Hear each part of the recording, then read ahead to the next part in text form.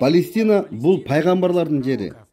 Аллахтын пайгамбары Ибрахим Палестинанын жерлерине көчүп келген. Аллахтын пайгамбары Лут өз элин таштап Палестинанын жерлерине барганда жазадан куткарылган. Аллахтын пайгамбары Закария михрабын Палестинада курган. Аллахтын пайгамбары Дауд михрабын курган жана Палестинада жашаган.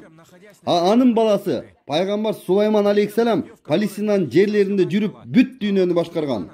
Кумурска өрөөнү, кумурска пайгамбар Сулайман менен сүйлөшкөн жер Палестинада жайгашкан. Аллахтын пайгамбары Муса өз элинин ыйык жерлерге кадам таштоону суранган. Бул ыйык жерлер Палестинанын жерлери болгон. Аллахтын пайгамбары Иса алейхиссалам Палестинанын жеринде төрөлгөн. Мариям айым кош бойлуу кезинде даракты шилкигенде үстүнө курма түштү. Анын баары Палестинанын жеринде болгон. Палестина тирилген жер.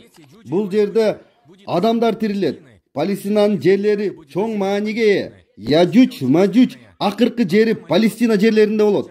Жана Даджал акыркы жери Палестина болот. Бир окулган намаз Алекса мечитинде 500 намазга барабар. Ал Палестинанын жерлеринде жайгашкан. Алекса мечити бул жолго чыга турган мечиттердин бири. 3 мечитке гана жолго чыкса болот. Бул Меккедеги ыйык мечит,